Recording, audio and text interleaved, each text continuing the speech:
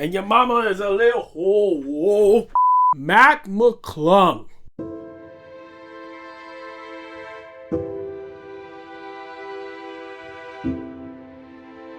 My man came in for the 3-peat. Now, before y'all come for me, I know the title might be a little jarring, but relax. It's only an opinion. Now, before I get into this whole dunk competition debate, can we talk briefly about the All-Star weekend? Why the hell was Steph Curry not shooting?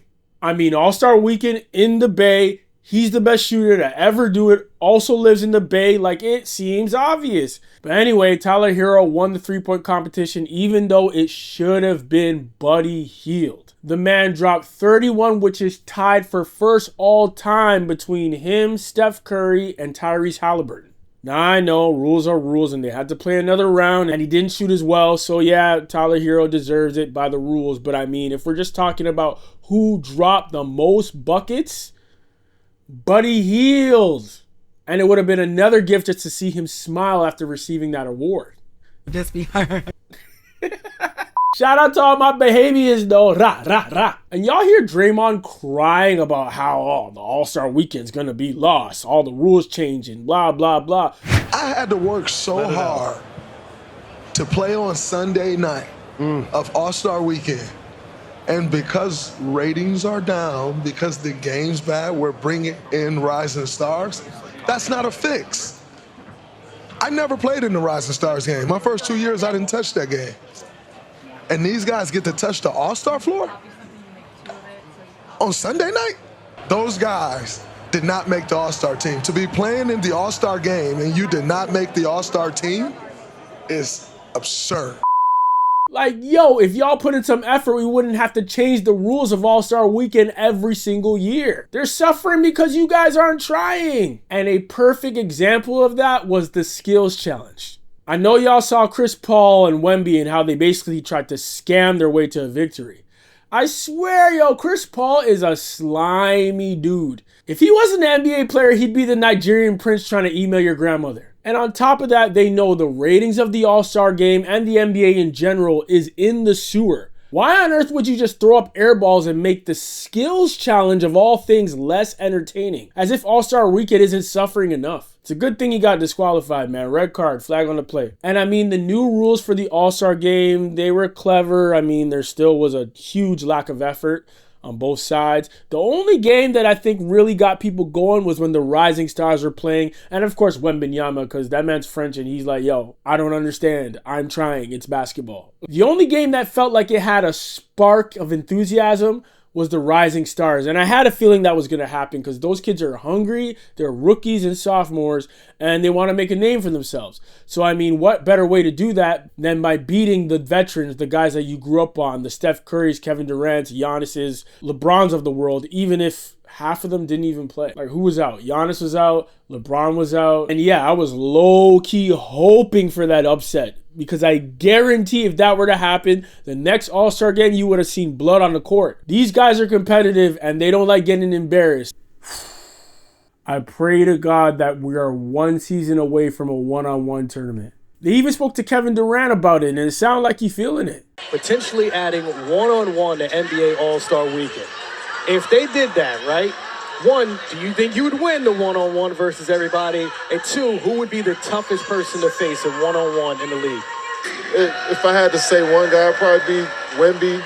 I just feel like there's a lot of guys that can come out here and put a show on in a one-on-one. So that would be a cool addition to All-Star Weekend. We'll see what happens with that. And if the NBA can just take something out of the WNBA's books, I mean, I just saw a one-on-one for a tournament that's sponsored by Unrivaled. I never heard about it before. I saw it online.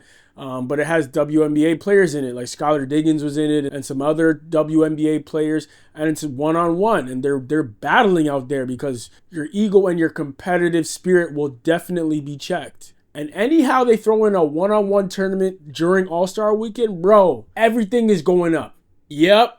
All-Star Weekend again was just another boring moment. Super forgettable, except for Mac McClung.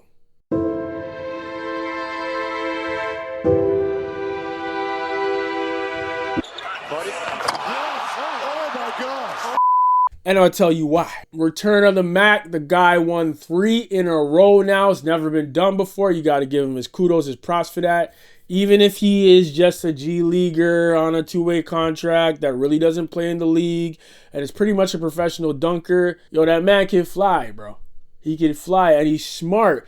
He knows how to win the crowd because he mostly gets his dunks on the first or second try. The reason why 80% of the dunk contest was absolutely horrendous was because these guys couldn't make their dunks. Aside from Stephen Castle and Mac McClung, the rest of these guys should have just stayed on the bench. That shit was terrible. That was easy. Now, in terms of the entire thing, most of the dunk contest was really mid. And just to give you some perspective of where I'm coming from, my favorite dunk-offs of all time is obviously Michael Jordan, Jason Richardson. He was a beast.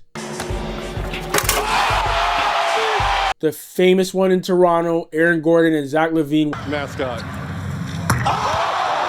Where Aaron Gordon was definitely robbed. And that's another reason why people are annoyed with the dunk contest and All-Star Weekend, because these refs suck. They give high scores to everything, and then they have no room to give people the real scores that they need. And so I like that the NBA kind of put in the fan aspect of it now to try to even that out, but I don't really know how much of a factor that really plays in.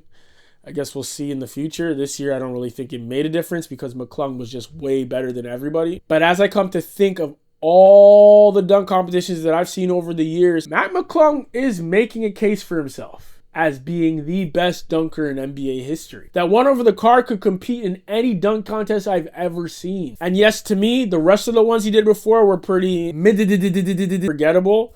But that one over the car with the reverse after, like, that isn't easy. And I heard people in the comments complaining about how he always uses the old Chambers boost. Yeah, the Chambers boost. I was confused when I first heard it myself. But apparently that's what happens when you bounce off of somebody to get a little bit more lift in order to get your dunk. You know how Mac is always getting people to hold the ball. You've also seen it when Anthony Edwards basically hit his head on the rim when he blocked that shot. Up ahead, Neesmith. Blocked! Edwards getting up! And good night! He wanted to go in a broken floor situation. And, I mean, Anthony Edwards... He hit his head under the backboard. Yo, that was incredible. But you see how he kind of gets that extra lift when he goes up? You can kind of see it if you slow it down, and that's a Chambers boost. You're getting a little assist from physics from a guy in front of you, whether he's standing in front of you for a charge, whether your foot kicks off on him, whatever it is. But there's a name for it. It's called the Chambers boost. And now I can't unsee it. Every time I see any sort of dunk in the NBA, especially where there's a guy in front of them, most of the time, those players are getting a little bit of that boost. And Mac McClung has realized that that is added assistance and is not cheating because everybody can do it if they choose to. So he does that for the majority of his dunks. And I mean, I've seen him dunking without a partner at all, and he still can fly. And the man's 6'2", so it's still very impressive. But it's obvious that he's using that as a strategic way to benefit him, and it's working. That being said, that last dunk was a clear winner. And it does create that argument as to where does he land in dunkers of all time. And a lot of people are saying that he's number one, and I can't beef with them. He's up there. I mean, my all-time favorite would always be Vince Carter, you know, a Toronto boy. And I mean, he changed the dunk contest. That windmill 360 changed the entire dunk contest. Let's go home, ladies and gentlemen. That is stained in the brain of all basketball fans. I don't give a damn who you are. He's kind of just up there as an untouchable. You can't really talk to him about that. That guy's jersey's retired, everything. But in terms of everybody else, for me, it's between probably Aaron Gordon and McClung. Aaron Gordon with the sit-in-the-air dunk over the mascot. Between McClung over the car with the reverse, where he almost damn near tore his ACL. That was not a soft landing. I was worried about him. Maybe the slight edge goes to Aaron Gordon, but if you were to make an argument in the comments, I couldn't fault you. That dunk was incredible. So you got to give Mac McClung his flowers. He is single-handedly probably the least boring thing in NBA All-Star Weekend nowadays. And I mean, he's finally getting some players to tune in. John Morant tweeted, and then Giannis tweeted, and then Zach LaVine tweeted, talking about they might get back in it because of this guy. And I pray to God that they actually do, but you know, it's probably lip service. But I mean, one can hope. One can hope. And if Mac McClung can generate that sort of energy, then put him in another one again, man. Until these players start taking it seriously and come back in to give these people a show. People want to see John Moran in a dunk contest. People don't really want to see Giannis in a dunk contest, let's be honest. But you want to see John Moran in a dunk contest. You want to see Zach LaVine in another dunk contest. But I really think since LeBron was kind of like, I'm not about it, every year after that, there's been a decline in participation. And the level of stars has gone lower and lower until now we're at the G League level. And it's embarrassing. It's embarrassing. I pray to God that Mac McClung kind of just jump-started players in the NBA, put that battery in their back, got them thinking of ideas, got the gears shifting, and hopefully next season we'll finally see some top-name players back in the team. Hopefully. Oh, and one more thing. Can we stop overhyping this Jello song? I mean, I know the hook is super catchy. I'm a swerve in the corner, whoa. But the song is mid. At best. You can tell this kid has not been rapping for a long time. His ad-libs are terrible. And that performance was hard to watch. It just was a terrible performance. And I don't fault him. I just don't understand why he's getting so much gas over this song. And he has Lil Wayne on the remix. And yo, the remix sucks. And it's Wayne, the GOAT. And it sucks. So what does that say? I mean, maybe he just paid for the Lil Wayne starter pack. He didn't really pay for the upgrade. That verse is kind of low even for Wayne, if you're asking for my humble opinion. But yeah, what did y'all think? Is Mac McClung the best NBA dunker in history? Let me know in the comments below. Please like, share, and subscribe. If you like Jello's song, I think that you're deaf. But until next time.